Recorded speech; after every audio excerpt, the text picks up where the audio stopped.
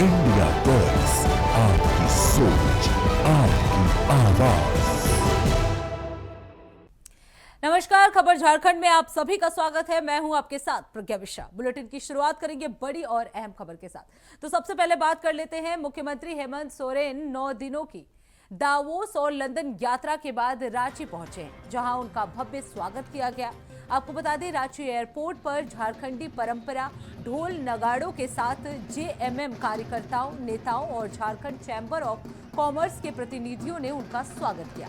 मुख्यमंत्री दावोस में आयोजित विश्व आर्थिक मंच यानी WEF में शामिल हुए, जहां झारखंड के लिए कई महत्वपूर्ण MOU साइन हुए। इसमें टाटा स्टील के साथ 11,000 करोड़ का निवेश और इन्फोसिस ग्लोबल के साथ AI और टेक्नोलॉजी में सहयोग शामिल रहा। वहीं मुख्यमंत्री ने इस दौरान कहा कि इस वैश्विक यात्रा से झारखंड की अपार संभावनाओं को एक नया आयाम मिलेगा और राज्य की युवा पीढ़ी के लिए शिक्षा क्षेत्र में नए अवसर प्रदान किए जाएंगे। तो आपको बता दें, विदेश दौरे से लौटे मुख्यमंत्री हेमंत सोरेन का रांची एयरपोर्ट पर भव्य स्वागत किया गया। अपार संभावनाओं को अब नया आयाम मिलेगा इस विदेश यात्रा से, CM की तरफ से ये कहा गया।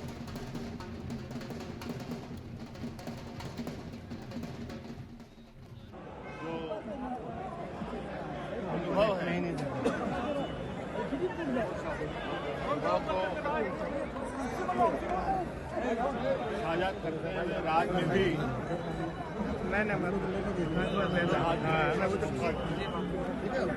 जनमानस, यहाँ के जन जमीन और यहाँ की अपार संभावनाओं को एक नया आयाम देने का एक। अब रुक कर लेते हैं अगली खबर की। जामताड़ा जिले के रानीडीह पंचायत के श्यामपुर मोड़ में बीजेपी जिला अध्यक्ष सुमित शरण की अध्यक्षता में VBG रामजी योजना पर सम्मेलन आयोजित किया गया। आपको बता दें, सम्मेलन में नेता प्रतिपक्ष बाबूलाल मरांडी ने मुख्य अतिथि के रूप में भाग लिया। उन्होंने कहा कि केंद्र सरकार ने मनरेगा योजना का नाम बदलकर VBG रामजी रखा है, जिससे विरोधियों में खलबली मची हुई है। उन्होंने इसे योजना के लाभों को बताते हुए कहा कि अब मजदूरों को 125 दिन का काम मिलेगा और काम न मिलने पर भत्ता मिलेगा। इसके अलावा पैसा सीधे मजदूरों के बैंक अकाउंट में जाएंगे, जिससे भ्रष्टाचार खत्म होगा। सुमित शरण ने कहा कि ये योजना गरीबों के लिए है और विपक्ष राम जी का नाम देखकर भ्रम फैला रहा है, जबकि मोदी सरकार गरीबों के लिए लगातार काम कर रही है। और जहां राम जी आएंगे वहां कुछ तो बेहतर होगा। तो 100 दिन का जो काम था अब वो 125 दिन में। लोगों ने कहा कि भाई उस एक्ट में जो प्रोविजन है उसका लाभ उस ट्राइबल को मिलेगा, उस जनजाति समाज को मिलेगा। जैसे कोई संथाल हो तो संथाल है तो उसकी पहचान क्या है, उनकी प्रैक्टिस क्या है, उनकी फेथ क्या है। तो जैसे जो जाहिर थान में पूजा करता है, जो माझी थान में पूजा करता है, उसका लाभ उसको मिलना चाहिए। लेकिन इन्होंने उस शब्द को ही हटा दिया, जो रूढ़ी प्रथा धार्मिक परंपरा है उसको इन्होंने शब्द को ही हटा दिया, और जिससे उनके हक और अधिकार को छीना है, उसका हम लोग विरोध कर रहे हैं। हमने कहा है कि वे उसके लिए। अब रुक कर लेते हैं अगली खबर की। झारखंड मुक्ति मोर्चा ने शिबू सोरेन को मरणोपरांत पद्म भूषण से सम्मान मिलने का स्वागत करते हुए स्पष्ट किया कि पार्टी भारत रत्न देने की अपनी मांग नेताओं के लिए हमेशा रखती है। इसके लिए JM पार्टी अभियान चलाएगी। झारखंड विधानसभा पहले से ही सर्वसम्मति से गुरुजी को भारत रत्न देने का प्रस्ताव पारित कर केंद्र सरकार को भेज चुका है। पार्टी ने यह भी कहा कि गुरुजी के करोड़ों समर्थक इस सम्मान के पात्र हैं और उनकी ये मांग निरंतर बनी रहेगी। तो शिबू सोरेन को पद्म भूषण सम्मान मिला। JMM ने सम्मान का स्वागत किया है। आपको बता दें, शिबू सोरेन को भारत रत्न देने की भी मांग की जा रही है।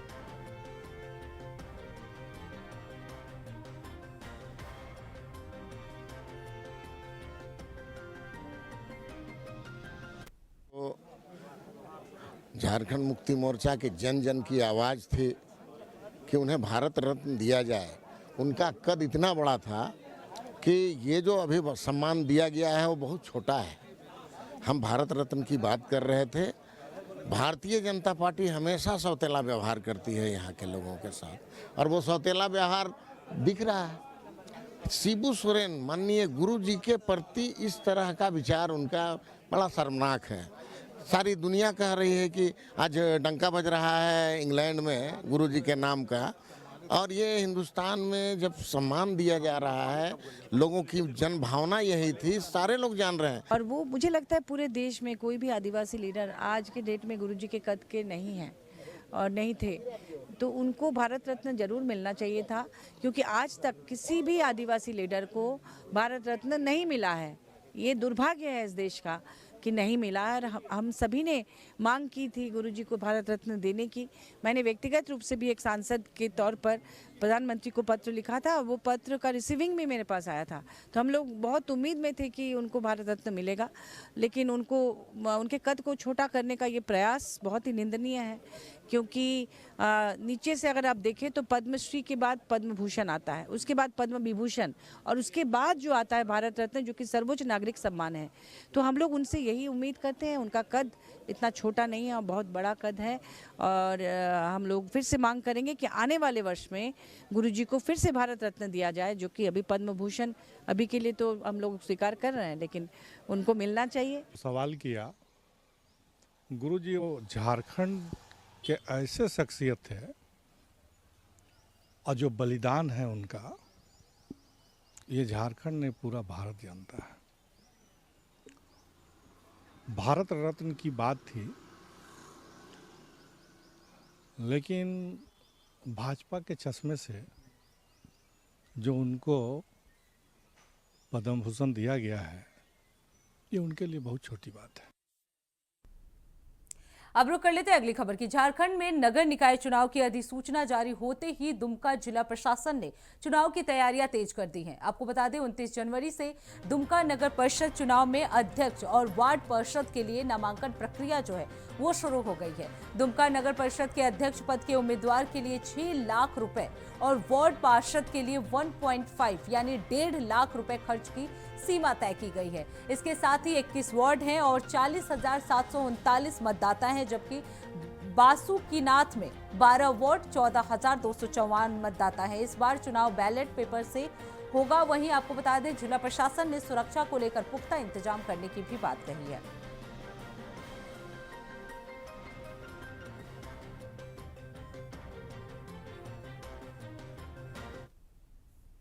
अब रुक कर लेते हैं अगली खबर की। झारखंड नगर निकाय चुनाव 2026 के तहत सरायकेला जिले में 23 फरवरी को मतदान होगा। कुल 1,84,717 मतदाता अपने मताधिकार का प्रयोग करेंगे, जिनमें 92,756 पुरुष, 91,659 महिला और 2 थर्ड जेंडर मतदाता शामिल हैं। मतदान के बाद आपको बता दें 27 फरवरी को मतगणना होगी। जिला निर्वाचन पदाधिकारी नीतीश कुमार सिंह ने बताया कि आदित्यपुर नगर निगम, सरायकेला नगर पंचायत और कपाली नगर परिषद के चुनाव की तैयारियां पूरी कर ली गई है। नामांकन 29 जनवरी से 4 फरवरी तक होगा, जबकि 5 फरवरी को स्क्रूटनी होनी है और 7 फरवरी को चुनाव चिन्ह आवंटित किए जाएंगे। आदर्श आचार संहिता लागू है और पुलिस अधीक्षक ने निष्पक्ष चुनाव के लिए सुरक्षा प्रबंधों को सुनिश्चित किया है। तो आपको बता दें जमशेदपुर सरायकेला जिले में 23 फरवरी को मतदान होना है। निर्वाचन पदाधिकारी ने इसकी जानकारी दे दी है। वहीं नगर परिषद के चुनाव की तैयारियां जो है वो पूरी कर ली गई हैं। 7 फरवरी को चुनाव चिन्ह आवंटित किए जाएंगे।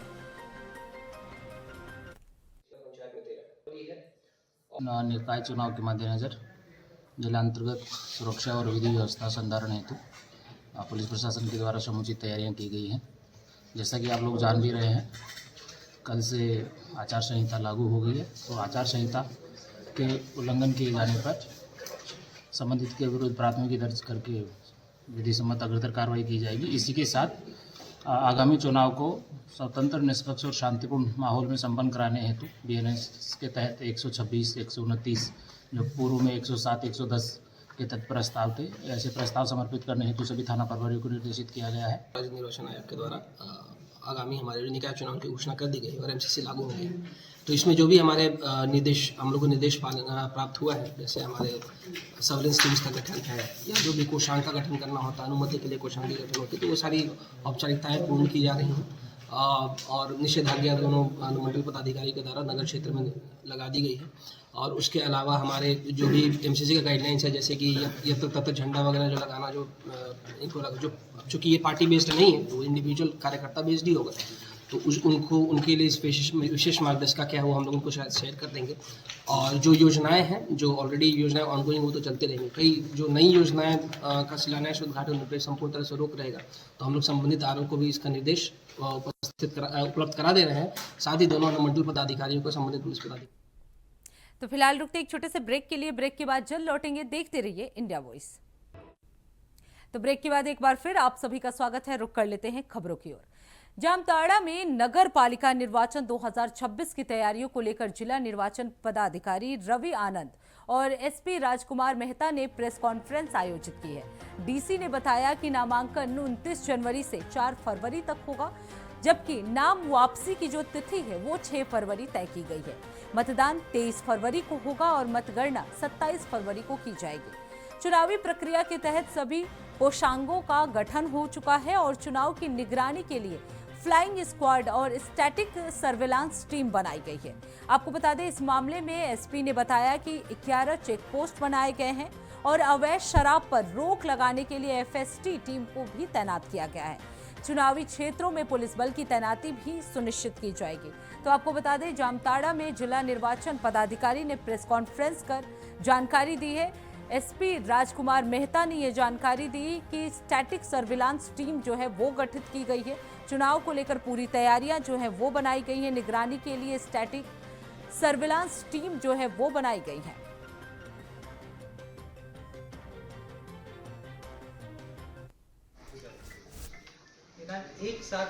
को पूर्वाह्न 11 बजे मेरे द्वारा जिला निर्वाचन पदाधिकारी नगर पालिका के रूप में प्रपत्र फॉर्म 5 में निर्वाचन की सूचना का प्रकाशन कर दिया गया है और इसके साथ ही नाम निर्देशन करने की तिथि 29 जनवरी से लेकर 4 फरवरी तक निर्धारित की गई है, जो पूर्वाह्न 11 बजे से 3 बजे तक रहेगा। नाम निर्देशन की समीक्षा के लिए तिथि निर्धारित जो की गई है वो 5 फरवरी की है। समय 11 बजे पूर्वाह्न से अपराह्न 3 बजे तक है।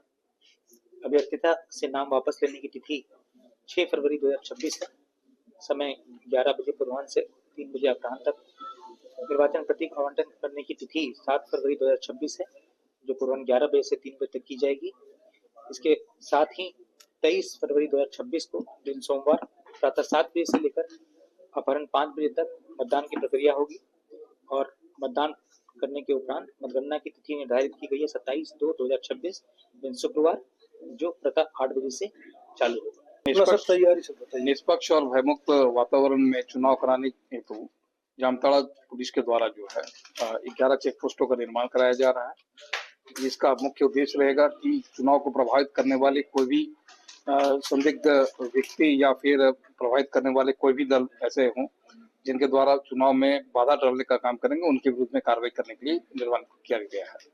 इनके मुख्य उद्देश्य रहेगा कि अवैध शराबों का चुनाव में कोई दुरुपयोग ना कर सके, कैश फ्लो वगैरह को।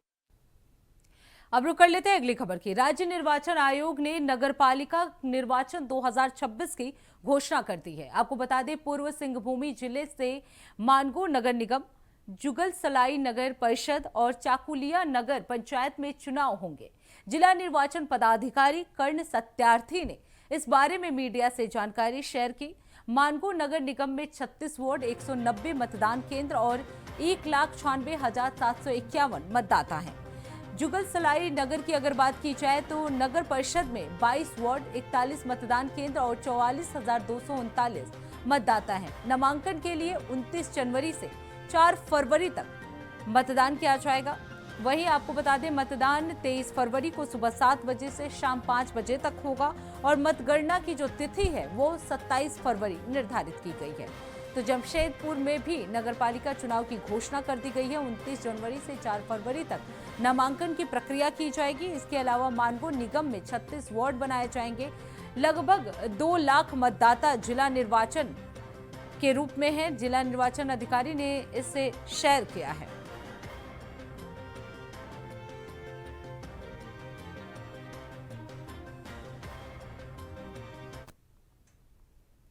अब रुक कर लेते हैं अगली खबर की। जमशेदपुर में 13 को 24 वर्षीय कैरो गांधी को पुलिस ने सकुशल बरामद कर लिया है। तो आपको बता दें 13 जनवरी को जो अपहरण हुआ था 24 वर्षीय कैरो गांधी को, उसको पुलिस ने सकुशल बरामद कर लिया है। जिले के एसएसपी पीयूष पांडे ने बताया कि कैरो गांधी का अपहरण बिष्टपुर थाना क्षेत्र के CNH एरिया से किया गया है। गांधी जो कि CH एरिया बिष्टुपुर के रहने वाले हैं, उनका अपहरण कुछ अज्ञात अपहरणकर्ताओं द्वारा किया गया था और उसके बाद इस संबंध में बिष्टुपुर थाना कांड संख्या 5/26 दर्ज किया गया था। इस कांड में 2 चैलेंजेस जमशेदपुर पुलिस के सामने थे। एक तो अपहृत की सकुशल बरामदगी और अपहरणकर्ताओं की धरपकड़ के बाद गिरफ्तारी। इन दोनों ही पॉइंट्स पे लगातार काम किया जा रहा था। परिजनों को अपहरणकर्ताओं द्वारा कांटेक्ट करने की कोशिश भी की गई थी, जैसा कि FIR में है, और इसमें रैंसम फ्रंट पर परिजनों से क्या नेगोशिएशन हुआ है उस बात की हम लोगों को आधिकारिक जानकारी नहीं है। वो परिजनों द्वारा हमको डिस्क्लोज नहीं किया गया है, लेकिन जहां तक इन्वेस्टिगेशन आया है कि उस फ्रंट पर कोई भी डेवलपमेंट नहीं हुआ था। इस बीच हम लोगों को समय मिल गया था ये काम करने का कि हम कैरव की लोकेशन पता कर पाए या अपहरणकर्ताओं का पता लग पाए। इस मामले में DGP madam, zonal ADG sir की भी लगातार ब्रीफिंग और मॉनिटरिंग की जा रही थी। रेंज DIG सर का भी इसमें मॉनिटरिंग की जा रही थी और इसमें स्पष्ट निर्देश थे कि हम लोग की सर्वोच्च प्राथमिकता होनी चाहिए कैरव की सकुशल बरामदगी। तो उसके लिए लगातार हमारी जो टीम्स थी, इसमें जो हम लोगों का टेक्निकल सर्विलेंस था, जो भी हमारा इंटेलिजेंस गैदरिंग थी, जो भी इन्वेस्टिगेशन इसमें हम लोगों ने किया था, डिफरेंट गैंग्स पर भी हम लोगों ने काम किया था, लोकल इनपुट जनरेट किया था, दूसरे राज्यों के गैंग्स के बारे में भी जो जानकारियां एकत्रित की थी, उसके आधार पे जब हम लोगों ने इसमें जीरो इन किया तो कुछ छापामारी हम लोगों ने इसमें किया और उसके बाद अपहरणकर्ताओं पर दबाव बनने लगा, क्योंकि कुछ दिन भी हो गया था, फैमिली फ्रंट से उनका कोई डेवलपमेंट नहीं हो पा रहा था और पुलिस का दबाव लगता। अब रुक कर लेते हैं अगली खबर की। जमशेदपुर के सिद्धगोड़ा थाना क्षेत्र के बारीडीह बस्ती निवासी 12 वर्षीय आयुष कालिंदी, जो 26 जनवरी को अपने 8 दोस्तों के साथ स्वर्ण रेखा नदी के मोहरदा जला पूर्ति योजना के पास सेल्फी ले रहा था, तभी वो अचानक पानी में गिर गया और पानी में समा गया। घटना के बाद स्थानीय विधायिका पूर्णिमा दास साहू मौके पर पहुंची और NDRF टीम बुलाने का आग्रह किया। उसके बाद बच्चे की तलाश जो है वो शुरू हो गई। 26 जनवरी गणतंत्र दिवस के दिन दोपहर को एक 12 वर्ष का बच्चा इसी मोहरदा जलापूर्ति योजना प्लांट इंटकवेल के बगल में नदी में डूब गया था, जिसकी सूचना देर शाम हम लोगों को मिली और कल से ही माननीय विधायक जी यहाँ स्वयं थी। उन्होंने कल जिला के उपायुक्त महोदय से बात किया। अब रुक कर लेते हैं अगली खबर की। खबर जमशेदपुर से है, जहां मंगलवार की रात चोरों ने 2 बंद घरों को निशाना बनाते हुए चोरी की वारदात को अंजाम दिया।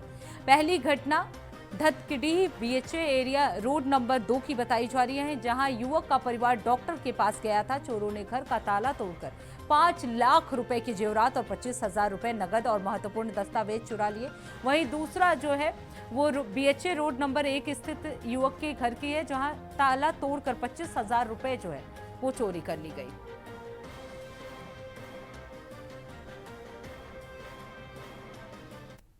अब रुक कर लेते हैं अगली खबर की। खबर रांची के डोरंडा थाना क्षेत्र के निजाम नगर से है, जहां अर्धनिर्मित मकान के किचन से एक व्यक्ति का फंदे से झूलता हुआ शव बरामद हुआ है। शव की शिनाख्त साहब नामक व्यक्ति के रूप में हुई है, जो अपनी पत्नी की हत्या का आरोपी भी था।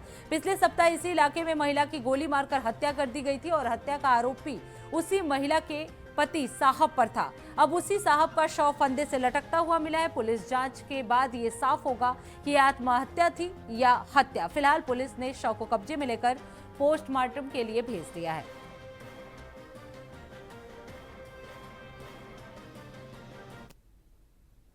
प्राथमिक तौर पर तो ये सुसाइड ही लग रहा है, लेकिन मैं सभी बिंदुओं पर जांच कर रहा हूं। अगर जो तथ्य आएंगे हम लोग उसमें आगे बढ़ेंगे। तो इसी के साथ खबर झारखंड में बस इतना ही। देश दुनिया की तमाम बड़ी खबरों के लिए देखते रहिए इंडिया वॉइस। तब तक के लिए नमस्कार।